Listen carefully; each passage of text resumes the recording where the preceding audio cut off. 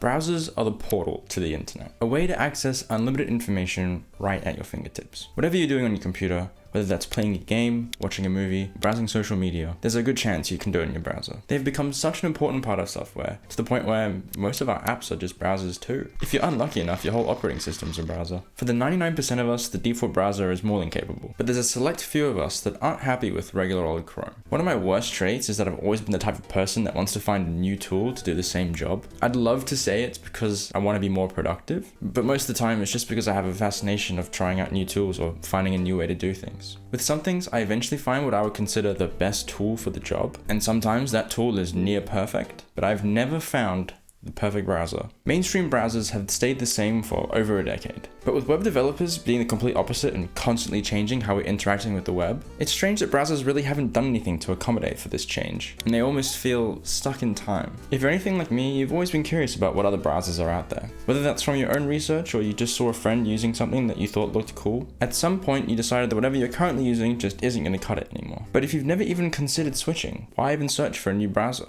Big browsers are scared to innovate. We've been stuck on the same layout for decades, and the only features we seem to be getting are more invasions to our privacy. I mean, if it ain't broke, don't fix it, right? There's always been potential for huge change in the browser scene, especially for people that don't like how their browser looks or want to be more productive. You're always using your browser, so why not make it more personal to you? Imagine you could go beyond your favorite color and lay out your browser however you feel like it, or switch from your work to personal email in just a swipe. These things are hard, if not impossible to do in a mainstream browser like Chrome or Safari. And that's not even considering why a company wants you to use their browser so bad. I'm looking at you, Google. What do you want from me? So today I want to talk about my journey, my thoughts on a few browsers, and why I decided to switch to something new. I've always thought Firefox was the go-to browser, but it seems like less and less people agree with me every year. Of course, I've used Chrome on and off, but Firefox has just always been the preferred one for me. Out of all the mainstream browsers, it felt like the one that respected your privacy the most, and I like that if I didn't like something about it, I could just go into the config and change it or turn it off. With Firefox, you're able to install custom themes, so you can make the browser match your operating system or look completely unique. With it having such a small market share though, more websites started neglecting it and its users. So much so that I would say most people that decided to stick with Firefox probably have a Chrome browser on hand in case something's gone wrong. But despite those issues, I still stuck with the underdog. Firefox was my daily driver for years, and I'd never thought of switching. But if that was the case, then why did I make this video? Well, because I discovered Arc. Arc changed the way people looked at the web. It was out the way when you didn't need it, and it was clean and minimal when you did. It acknowledged the biggest flaw that other mainstream browsers haven't solved yet for some reason, which is that we just don't open and close websites like we used to. People want to dock their websites and use them like apps, and Arc gave you the perfect way to do that. The decision to use vertical tabs instead of horizontal ones just gives the user more screen real estate when accessing the internet. And while it doesn't seem intuitive at first because it's thicker than if it was horizontal, because most websites have their content laid out in a column view, it just ends up being more efficient. The biggest feature for me though was the profiles. Being able to organize your browser around work, hobbies, and personal life meant that I didn't feel like I was using a cluttered mess of bookmarks all the time. Especially with the fact that when changing profiles, I could be logged into different accounts, which meant I didn't have to have 2 or 3 Chrome windows that just clogged up whatever window manager I was currently using. It also just had some other small features like the command palette, which just improved the overall user experience. But along with these positives came a lot of negatives too. Arc required an account to use, which meant that you had to give up your information in order to use the browser. And like every other company in 2023, it tried to capitalize on AI, which led to a lot of hit and miss features. At the start of this year, they also initiated feature freeze, which meant Arc is only getting security fixes. But I stopped using Arc before this was announced, because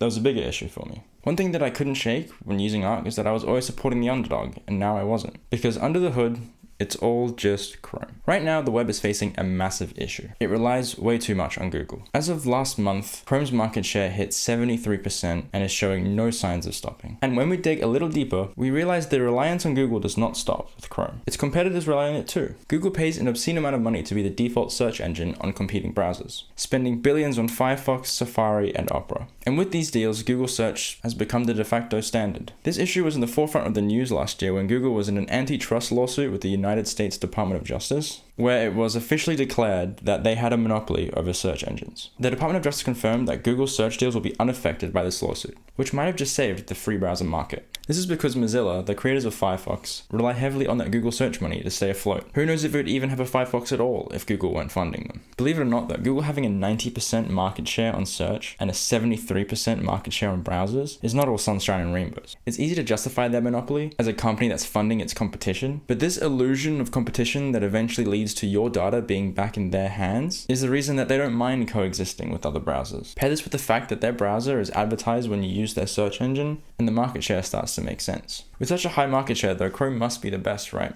Well, I mean, kind of. Google has managed to build their reputation as the browser that just works. While this is partly due to the Chrome team playing a significant part in innovating web standards, they've also done some sketchy things in the past by having broken functionality in their products where the solution is just to switch to Chrome. Personally, I don't think these situations are intentional because it makes sense for a company to use Google software if they're developing a Google product. Anyway, while some people like myself would keep a Chrome browser on the side for use cases like this, most people just give up and say, fine, I'll just use Chrome. It's better. All browsers are the same, right? Other than that though, Chrome's just not that interesting to me. As a browser, its UI is simple, and its design pretty much revolves around being able to use Google features as easy as possible. So with me wanting Arc features and wanting to use Firefox, I just wish I could find a combination of both. And well, I didn't have to wait long.